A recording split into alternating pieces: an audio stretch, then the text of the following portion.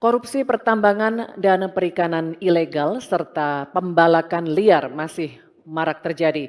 Hal ini mengakibatkan kerusakan ekologis di darat dan di laut serta ketidakadilan sosial. Pertanyaannya, bagaimana strategi paslon menanggulangi praktik ilegal tersebut untuk mewujudkan keberlanjutan sumber daya alam? Waktu untuk menjawab 2 menit, Bapak dimulai saat berbicara, silakan. Baik, terima kasih.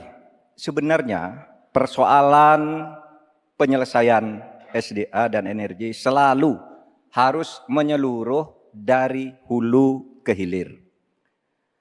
Keterbukaan informasi agraria, termasuk kehutanan misalnya. Saya ini punya pengalaman di dalam sidang-sidang yang membicarakan tentang ini misalnya, informasinya tertutup.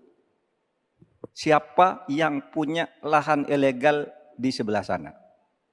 Ketika dibuat daftar, tidak ada di dalam daftar. Sementara ada masyarakat yang punya data. Ketika ditanyakan, lalu baru ditunjukkan. Jadi penyelesaiannya tidak bisa menyeluruh. Karena kemudian atas nama keterbukaan informasi publik, mereka katakan ini rahasia. Tidak bisa dong. Rahasia itu kan bukan yang tentang data, perampasan tanah-tanah rakyat, kasus-kasusnya di mana, siapa yang menyerobot perkebunan sawit, itu kan harus daftarnya lengkap. Sesudah diselidiki apa yang terjadi di dalam analisis. Wah, itu memang permainnya buruk. Sehingga selalu disembunyikan. Kalau baru orang tahu dikeluarkan satu-satu. Tidak ada penyelesaian yang menyeluruh. Nah, oleh sebab itu ini menjadi penting bagi kita keterbukaan informasi tentang data-data. Kalau kita mau menyelesaikan, data itu menjadi basis untuk penyelesaian. Kita juga pernah, atau kami kalau bicara soal rekam jejak, ya, kita ikut dalam upaya penyelesaian satu peta sebagai rujukan untuk masalah-masalah tersebut. Demikian. Baik, terima kasih Bapak Mahfud MD. Selanjutnya kami persilakan calon Wakil Presiden nomor urut 1, Bapak Muhaimin Iskandar untuk menanggapi. Waktu Bapak 1 menit, dimulai ketika Bapak berbicara, silakan. Selain yang disampaikan Pak Mahfud, salah satu yang memprihatinkan adalah data ESDM itu ada 2.500 tambang ilegal. Sementara tambang yang legal saja tidak membawa kesejahteraan. Dan kita menyaksikan dalam proses penambangan dan bisnis tambang kita, hilirisasi dilakukan ugal-ugalan, merusak lingkungan, ada kecelakaan, tenaga asing mendominasi. Di sisi yang lain juga perkembangan hilirisasi maupun tambang tidak signifikan dengan kesejahteraan masyarakat sekitar.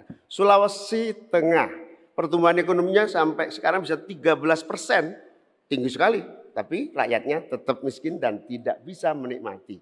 Hilirisasi apa yang mau kita lakukan, sementara ilegal juga terus berlangsung. Lanjut, demikian. Terima kasih.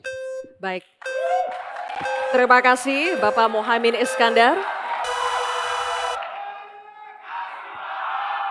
Selanjutnya, giliran calon Wakil Presiden nomor urut 2, Bapak Gibran Rakabuming Raka. Kami berikan kesempatan juga untuk menanggapi. Waktunya 1 menit, dimulai ketika Anda berbicara. Silakan. Baik, terima kasih Gus Muhaimin dan Prof. Mahfud.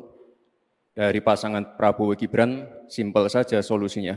IUP-nya dicabut, izinnya dicabut, simpel. Karena sesuai Undang-Undang Dasar 1945, Pasal 33, Ayat 3 dan 4, dan juga Pancasila, Sila 4 dan 5, kita ingin sumber daya alam ini dimanfaatkan sebesar-besarnya untuk kemakmuran rakyat. Dan juga kita harus menjalankan Permen Investasi nomor 1 tahun 2022. Intinya kita ingin perusahaan-perusahaan besar ini bisa menggandeng UMKM lokal, pengusaha lokal, jadi mereka tidak besar sendiri, tapi ikut membesarkan warga lokal, pengusaha lokal, dan UMKM setempat. Terima kasih. Masih ada waktu Pak Gibran, cukup atau lanjut? Cukup? Baik. Terima kasih. Selanjutnya kita Lanjut. kembali ke calon wakil presiden nomor urut 3, Bapak Mahfud MD. Kami persilakan untuk merespons tanggapan dari calon wakil presiden nomor urut 1 dan 2. Terima kasih. Waktunya 1 menit Bapak, dimulai ketika Anda berbicara. Silakan. Baik, saya mencatat juga tambang ilegal sebanyak 2.500, tapi juga ada yang lebih dari itu. Dalam 10 tahun terakhir terjadi deforestasi 12,5 hektar hutan kita. Itu jauh lebih luas dari Korea Selatan dan 23 kali luasnya Pulau Madura di mana saya tinggal. Ini deforestasi dalam waktu 10 tahun. Bilang, ya cabut aja IUP-nya. Nah itu masalahnya. Mencabut IUP itu banyak mafianya. Banyak mafianya. Saya sudah mengirim tim ke lapangan, ditolak. Sudah putusan Mahkamah Agung. Itu begitu. Bahkan KPK seminggu lalu mengatakan untuk pertambangan di Indonesia itu banyak sekali yang ilegal dan itu di-backing oleh aparat-aparat dan pejabat. Itu masalahnya. Baik, terima kasih Waktunya Bapak. habis, Pak Mahfud. Terima kasih. Download Tribun X sekarang. Menghadirkan lokal menjadi Indonesia.